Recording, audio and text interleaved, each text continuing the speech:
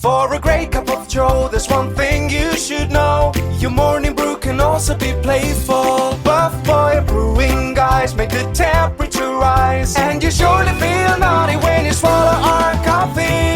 If you want some real heat, give your mouth a fine treat. You will want some more, rest assured. Buff Boy Brewing, you can't get enough of.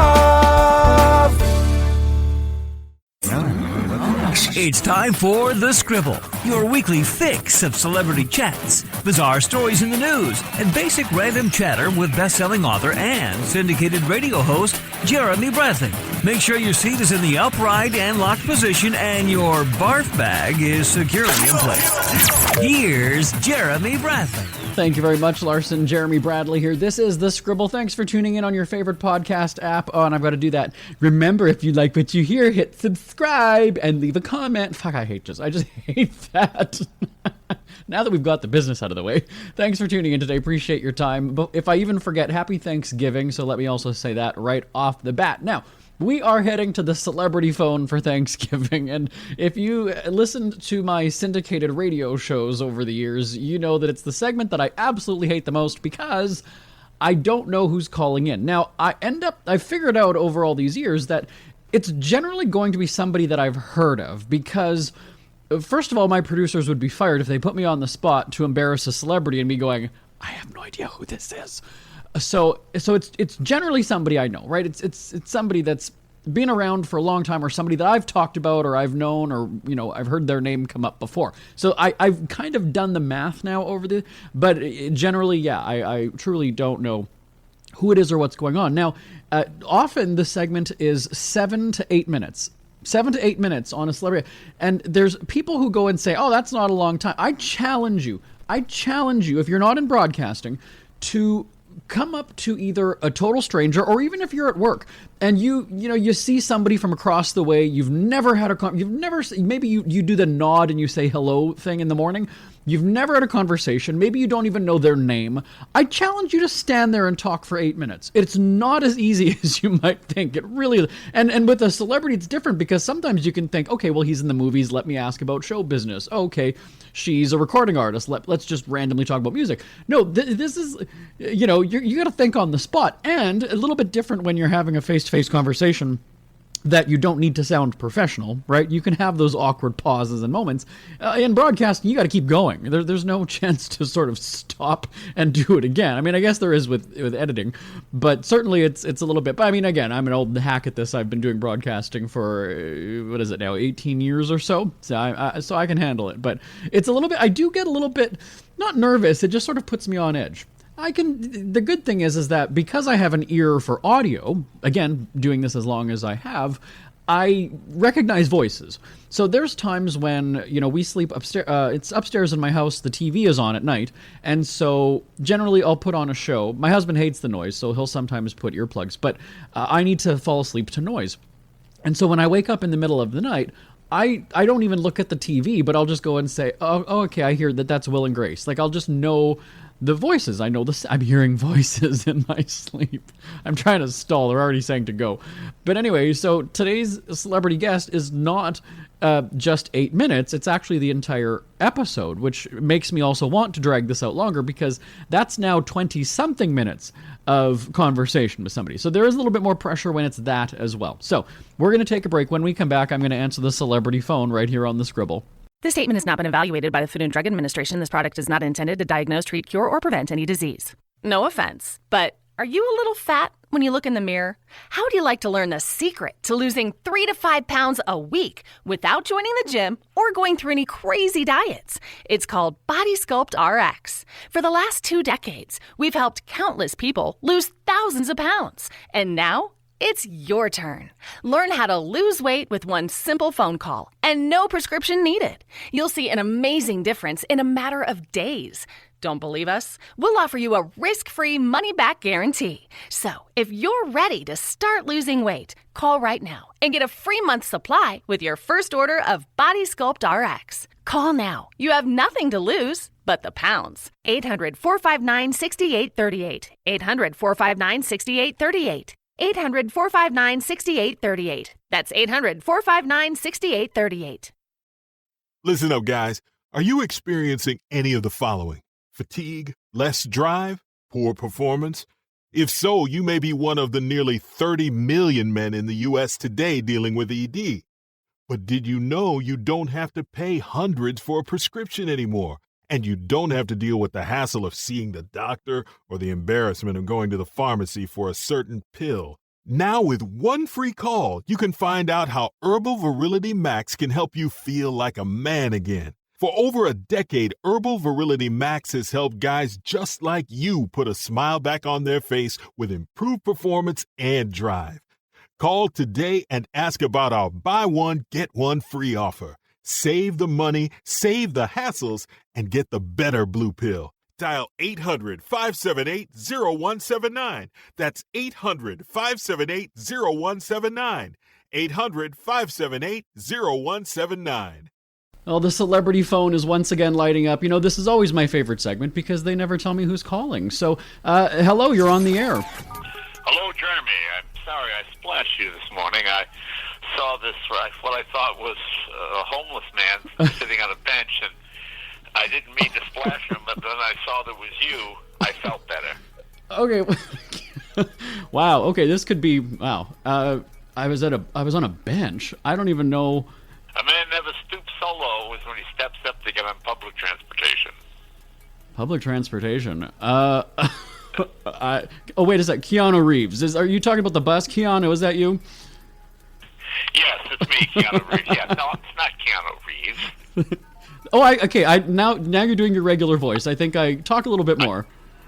I like cars. I like motorcycles. Actually, I like buses too. I have a bus. So I just anything that rolls, explodes, and makes noise, I enjoy. Ladies and gentlemen, it's the king of cars, Jay Leno, isn't it?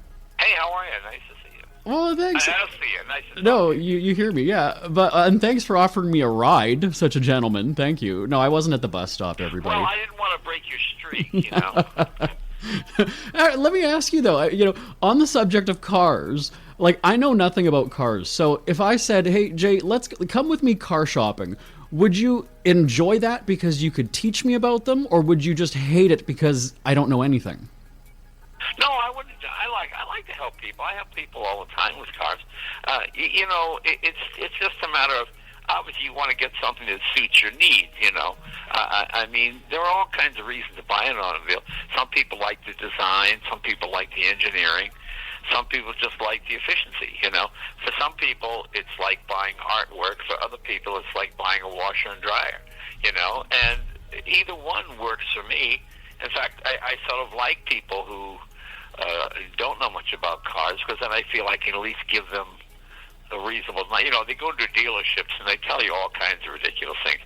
When I was a kid, I worked at a place called Foreign Motors. That's how long ago it was because they sold Mercedes and other cars. And I lasted one day as a salesman because this woman came in. She said, "I'm a school teacher. I don't have much money. I know Mercedes are expensive, but I understand they never break down. Should I buy one?" And I went, because Mercedes are expensive to fix when they do break down. And I said to my sales manager, "She's a school teacher. I don't want to." He goes, "Sell her the car." I go, "But I don't think she can afford it, and I know she's not going to be able to afford the maintenance." So I just went back to working. I went back to working at the dealership instead of changing oil and doing things like that as opposed to selling them because I couldn't bring myself to sell somebody something they couldn't afford or didn't really need or want. So to answer your question, no, I like to help people out with cars. There'll be no problem at all. I guess when you're car shopping, though, you talk about the dealership. When they see you coming, they're like, "Okay, I'm not going to be able to get anything past this guy." That must be weird when you know more than them. I mean, I tend to know what I want. Yeah. So I go in and go, "Here's what I'd like to buy," and I'm a terrible person to buy a car from because I don't finance. I just pay cash and I leave, and that's it. They try to upsell you on the phony extended warranty and all the other nonsense. So no, I don't fall for any of that. But the things I tend to like are so specialized or so odd that most car salesmen, most car salesmen are selling 2 or 3 cars a day, 4 or 5 cars a day. So they just kind of hustle you in and out. earlier this year, you were cruising with President Biden, and so I imagine that's got to be a cool experience. Well, is it a cool experience? Is it terrifying? I mean, that's some precious cargo. You know, a president. What were you thinking? Well, you know, the really odd part about it is, I have great respect for the office, no matter who the president is. And to me, the people that get mad at you because, you know, I drove around with President Bush and Senator John McCain, Romney. I didn't drive with Barack Obama, but I drove with Biden when he was vice president. And people just get mad at you because you're associating with the president of the United States. I mean, if they're for the other side, you know. I mean, when I'm with somebody like that, it's not a matter of being Republican or Democrat. It's being with the president of the United States. Yeah. And, you know, can we show a little respect here for the office? I'm astounded how bizarre people are with that. But to answer your question, yes, it was great fun. You know, President Biden got that Corvette in 1967. His dad worked for a Chevy dealership, and he got it as a wedding gift when he married his first wife, who sadly was killed in a car accident. But and he's kept it all these years. But you know, when you become president of the United States, you lose your license for life. Did you know that? I didn't know that. That's wild. Wow. Yeah, you can never drive a vehicle on a public road again. You have to be driven everywhere. Even when you're out of office, you're not allowed to drive. It's just one of those sort of bizarre rules, you know. So that's why I'm never running for president of the United States. What was it was over 100 miles, right? Per hour? Yeah, I think you get 118 in the Corvette. Yeah. Wow, who's counting? Hey, but what's the fastest you've ever gone? Are you a speed demon? The fastest I've ever gone is 276, but that was on the Bonneville Salt Flats, Muroc Dry Lake, actually. Been over 200 on the track at Milford Proving Ground in Detroit, and we did at Talladega. We did 100 laps at 190 miles an hour in a Porsche. So yeah, I've driven quickly. You know, it's so funny because it becomes, you know, the big thing they used to have when the Indianapolis 500. They used to have two men in a car, because one man was a mechanic and he kept an eye on the gauges and things like that while the other guy drove. And when they go over 100 miles an hour, when they would pull into the pits and slow down to 30 or 40, a lot of times the mechanic would jump out thinking they were going 2 miles an hour, and they'd break their necks and get killed. I mean, it happened more than once. And when you know, when I was at Milford, we were lapping at 204 miles an hour, and I slowed down to 80, and it felt like 20, because you know, there's no trees, there's nothing to gauge your speed as you go by it, you know. If you're going by a picket fence, it's like bing, bing, bing, bing, you know, it flies by. But if you're in a wide open flat space, you really don't get any sense of speed, so it can be deceiving. There really is that thrill of the speed. We actually did tape travel programming in Indianapolis, and so when they said that we were going to go to the racetrack, I was just like, I just don't have the guts to drive something, but I'll be a passenger if somebody wants to, you know, we'll do a lap or two. And it's kind of scary at first, but just it's exhilarating, even though I wasn't the one driving. Just the fact. You know what's funny about it? It's the only new sensation of the 20th century. I mean, from beginning of time till the 1900s, armies moved at 4.8 miles per hour. That was a brisk march, and that's as fast as an army could go, you know. And then suddenly, well, I'll give you an example. You put a baby in a room and you turn out the light, and the baby cries because there's an inherent fear of darkness.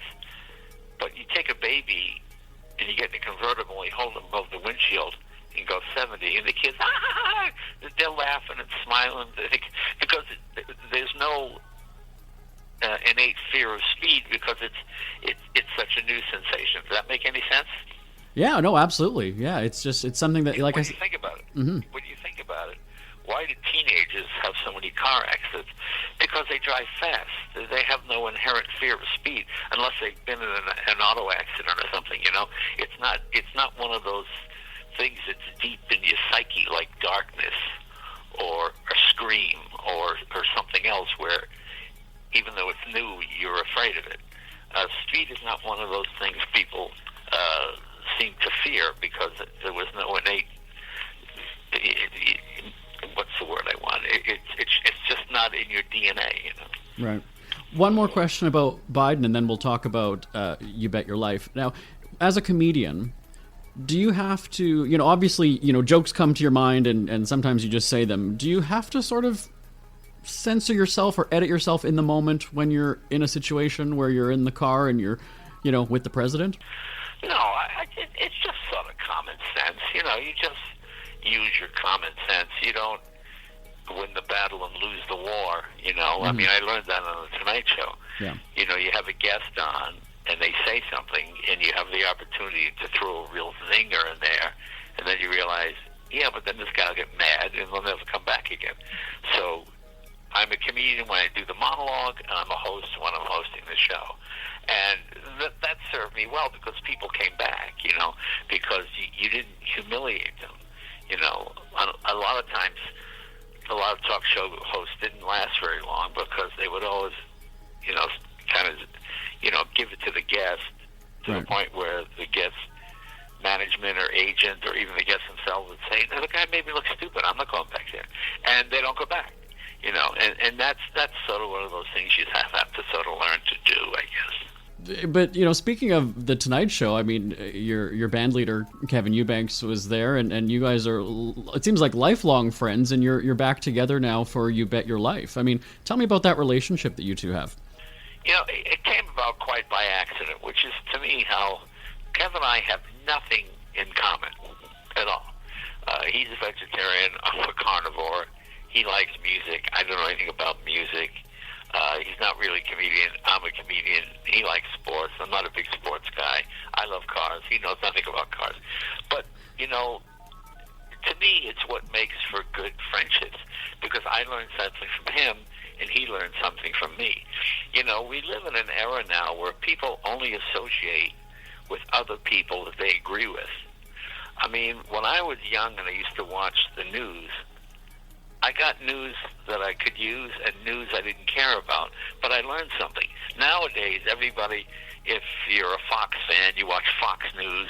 If you're a sort of, quote, a liberal, you watch MSNBC, and you learn nothing from the other people because you have no contact with them. To me, the real trick is to mingle and spend time with people you don't have a lot in common with until you find some common ground. And for me, I love being with Kev because I know what makes Kev laugh. And I learned stuff about music and musicians and things that I knew nothing about before. It's like, I like cars. My wife likes English literature. She learned something about Duesenbergs. I learned something about the Bronte sisters. Okay, so it works out okay. Absolutely. So, in case people aren't familiar with the show, it's been revived, right? I mean, You Bet Your Life was on TV, before I was born. But two strangers are teamed up and they play together. Right. Well, that's so funny. Someone said to me, they go, "How does it feel following a legend like Groucho Marx?" I go, first of all, the show went off the air in 1961. If you're still alive, you're going to be like 90 if you remember the first show. So it's really not like there's a great fear of following. I mean, nobody's better than Groucho, but so it's a totally different thing. To me, it's more based on my favorite thing on the Tonight Show is jaywalking, where we go out in the street and just ask people just ordinary 4th or 5th grade questions. And it was just amazing how little people knew, And we'd say to people, how was Mount Rushmore formed? And the number of people that said erosion just amazed me that not only did the wind and the rain and the sand carve out 4 presidents, it carved 4 of our greatest presidents. I would say, don't you think that's odd? And they would go, well, that's what makes it amazing. Oh, okay, thank you. I mean, you go, if you wrote that or made it up, nobody would believe it. Yeah, and so on this show, I mean, you're relying on a stranger to win. Like, I think about a show like Family Feud. Even though I know my family, I trust my family, I wouldn't want to play with them because if somebody screws up and loses us the money, they'd never live it down. So I don't know if I'd rather play with a stranger or people I know. I mean, what about you? Well, the strange part, it's interesting because on You Bet Your Life, because it's a game show and there's money involved, I'm not allowed to have any contact with the guests at all. I can't even shake their hand or see them before the show begins, because there's the fear you might give them a clue or whatever it might be, So consequently, they walk out cold. And it is amazing how much people have in common when they're working towards a common goal.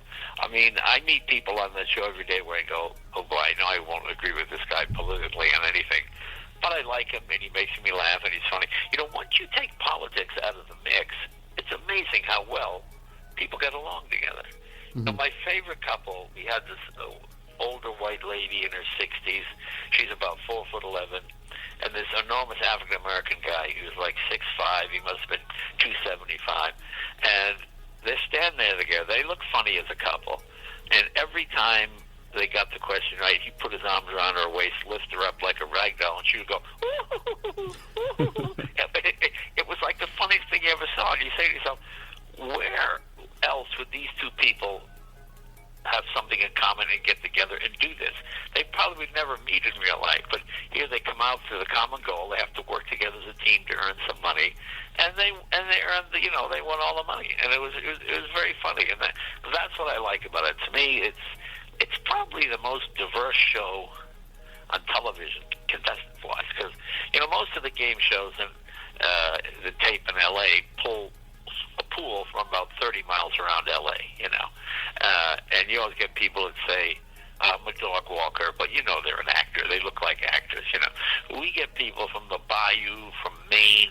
We've had people from the Congo, from Nigeria, just from all over the world. And that's what makes it fun, because they come to Hollywood and they walk out with that kind of excited look, like, oh, am I going to run into Brad Pitt at the Whole Foods market? It just so makes it fun. Well, and they get a chance to meet Jay Leno and touch his hair, too. Oh, yeah, that's right. You get that lady that's convinced I had a wig on. She's pulling my hair.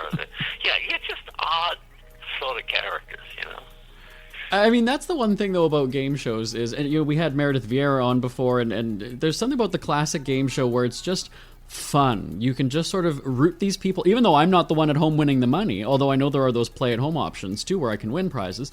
But, you're rooting for the people to win, even though you're not going to revel in their victory. You just want them to succeed because they are such characters. And so that's what's great about game shows. And our show, we really want you to win the money.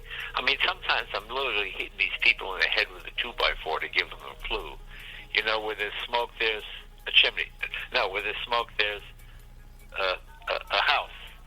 No, I mean, how can you not say fire by the 10th? I mean, it's just amazing to me. I'm astounded at how people think and how they follow their train of thought. But that's sort of what makes it fun. And the fact that it's all ad lib, you have to think on your feet and work quickly. And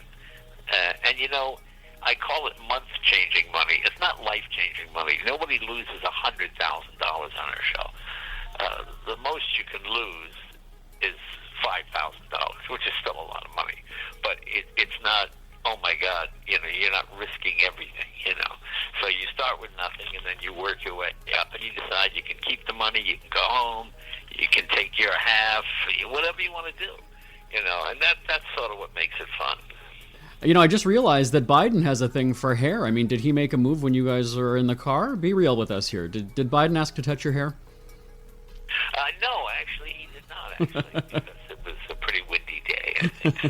And we're in a convertible, so no, he did not ask to touch my hair, so there you go. But you're right. All hair is not real, it's all plugs, Yeah, well, of course. But yeah, no, politics aside, though, right? It's a human being to a human being. So, you just have a good time with somebody, and let's not be so uptight, right? Let's all just get along and enjoy each other's company.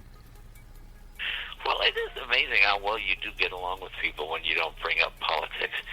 I used to do politics a lot in my act, and I found that the audience would wait to see which way the joke went before they decide to laugh at it or not. If it was pro their candidate, they would laugh. If it was against their candidate, they wouldn't laugh. And I just said, let's just take politics out of it. And it just seems to work so much better because everybody has a good time. You're laughing at the joke. That's what I loved about, Rodney Dangerfield was a good friend of mine. I knew Rodney for 40 years. Have no idea who he voted for. I don't know if he was a Republican or Democrat. I didn't care. It was all about the jokes. Rodney had those great jokes. My favorite Rodney gag was he says, he went past a strip joint. It said topless and bottomless. I went in. There was nobody there. I love that joke. I love that joke because it's just so ridiculous. It's quick. It's to the point. It gets a laugh and it gets out. I know comedians are sick of being asked about cancel culture. Are you seeing a shift, though? Are we kind of maybe getting out of that now? Are things becoming maybe a little bit more acceptable for comedians, or no? I'm not in the scene, so you tell me. You know what it is? I mean, comedy, we either change with the times or you die. There was a time in the 30s where people did the most horrible racist jokes on stage, and the audience laughed. And then after a while, the audience stopped laughing. And those that continued to do that kind of material didn't work, and those who adapted with the times.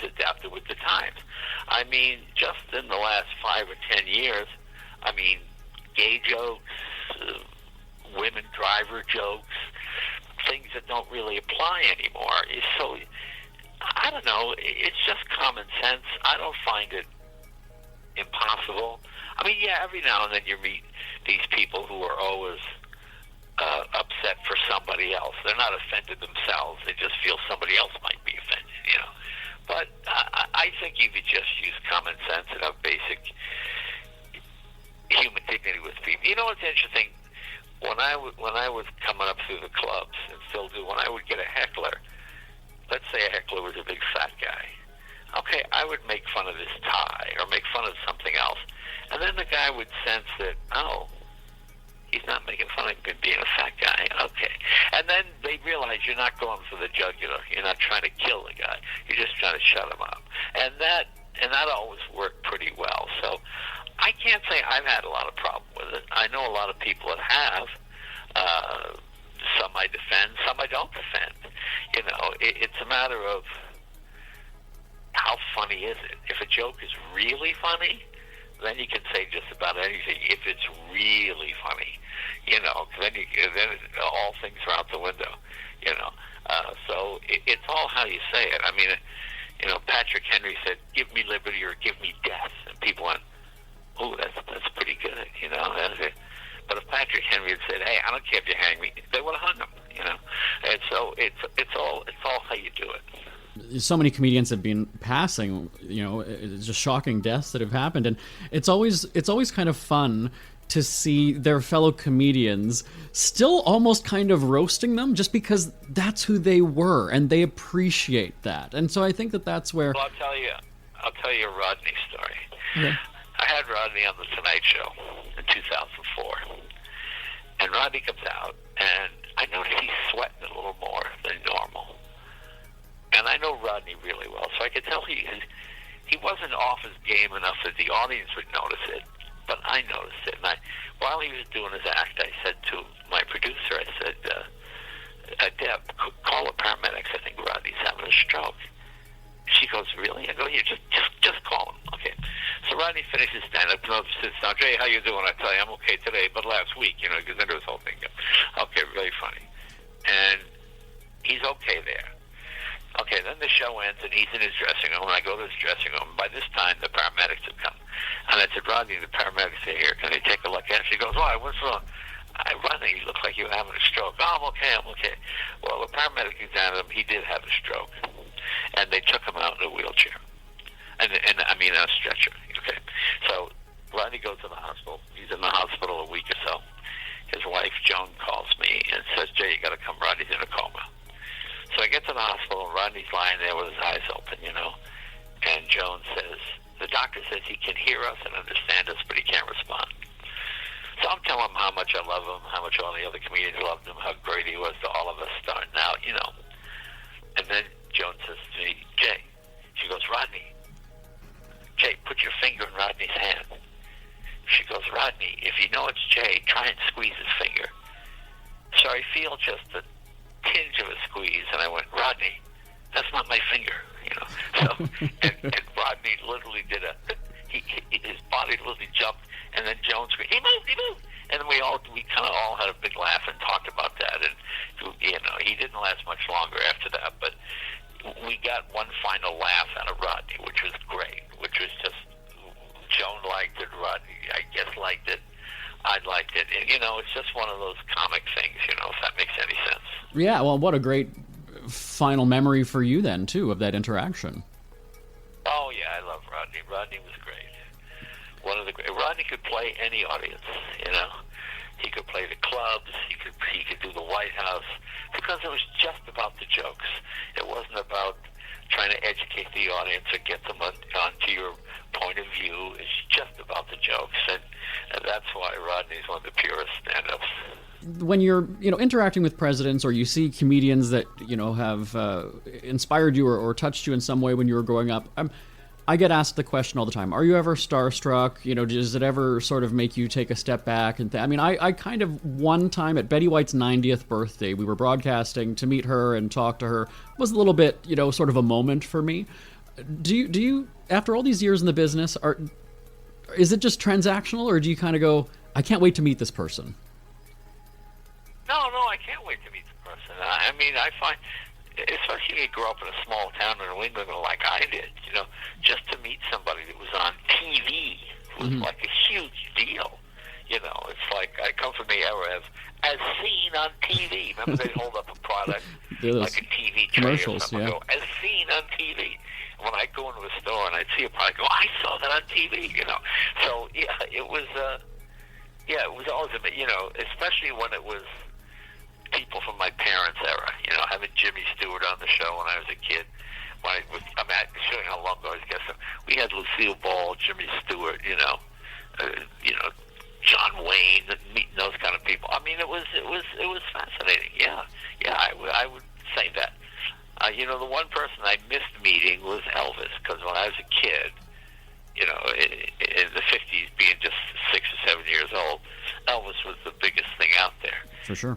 So I just never got a chance to meet him. He's the one I missed. Him and Jack Benny. But I knew George Burns and all the others, and it was great fun. It was great fun. What would be your first question for Elvis? I'm not sure. I'm not sure what it would be. I don't know if I necessarily have a question, but I'm not sure. I never thought about it. I'm not sure what I would say. It was just, you thought, size up the moment, and the person seems bigger than life, and all that kind of stuff. But I'm not sure what I would say. You got me there. Well, you do have questions for the contestants on You Bet Your Life. What a great segue, and as they like to say, check your local listings for when you can catch Jay Leno and Kevin Eubanks on the show.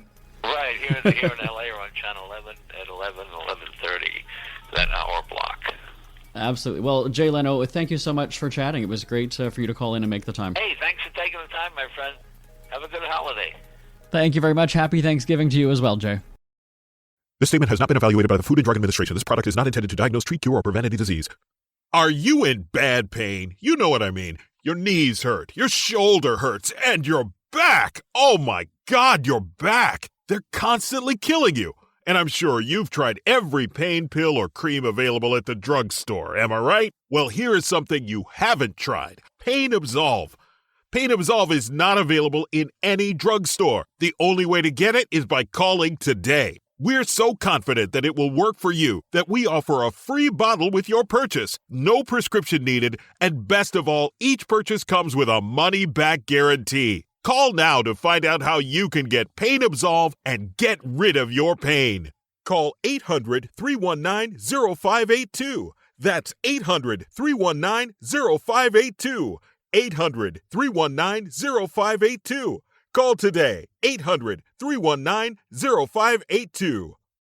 Isn't it crazy that you wait for payday, but before you know it, you're strapped for cash again? It's time to stop blowing your money and become a smart spender with the book, The Official Guide to Being an American Cheapskate at cheapskatebook.com. Learn simple ways to cut costs at home every day and during special times of the year. Don't go broke at Christmas. Don't remortgage the house for a fancy vacation. The book is filled with tips to save you money throughout the year. Check out the best-selling book, The Official Guide to Being an American Cheapskate at cheapskatebook.com or on Amazon and iTunes. Ever had something to get off your chest but never had the balls to say it? That's a load of crap. Speak Free with JB.com is exactly what you've been waiting for. Your chance to tell it like it is and not care what anybody else thinks. Have your say on issues of the day. Join newspaper and radio columnist Jeremy Bradley as he tells it like it is. Hundreds of thousands of people have stopped by, including some well-known celebrities who have had a chat with JB and speak candidly about what's really going on in the world. You can join them too. Have a rant or a rave. Be brave and head on over to www.speakfreewithjb.com now. Who are the Kardashians feuding with now? What did that little thug Justin Bieber do this time? Who's getting hitched? And who's headed for Splitsville? Hear the latest celebrity news and gossip every day on Entertainment Wrap-Up. The good, the bad, the ugly, but mostly the ridiculously hilarious. It's all recapped in this daily segment at entertainmentwrapup.com. Have a laugh at the expense of the rich and famous when they take themselves way too seriously. It's 3 minutes of time-wasting fun at entertainmentwrapup.com. Check out Entertainment Wrap-Up at entertainmentwrapup.com. Brought to you by Speak Free Books. We hear you chirping. Get scribbling. Tweet up the Scribble at The Scribble Show. Join the discussion with Jeremy Bradley. It's all going down right now on Twitter at The Scribble Show and at thescribbleshow.com. Jeremy Bradley here, back on this. Yes, we are out of time. We have to go. My thanks to Jay Leno. This is one of those situations where I asked him about if he's kind of, starstruck, or is it that in the moment you're sort of not thinking, hey, this is TV royalty. Just during the break now, I was kind of like, wow, that's like the Jay Leno from The Tonight Show calling. Like that is, it's kind of, so it sinks in after. Maybe not in the moment, because like I said, you kind of go into this, I'm putting on a show, right? I've got a host. I've got to have conversation. I've got to ask him good questions. And then when you're done, it's sort of like, wow, that was pretty freaking cool. Like that was just Jay Leno. Like yeah. So anyway, we got to go. Happy Thanksgiving, everybody. Send me an email, live@jbonair.com, live@jbonair.com. I will talk to you next week on The Scribble. Happy Thanksgiving. Bye for now. Want more Scribble? Check out thescribbleshow.com for past shows, celebrity interviews, cheapskate tips, and more. That's at thescribbleshow.com and on Twitter at The Scribble Show. The Scribble is a Speak Free media presentation. If you want some real heat,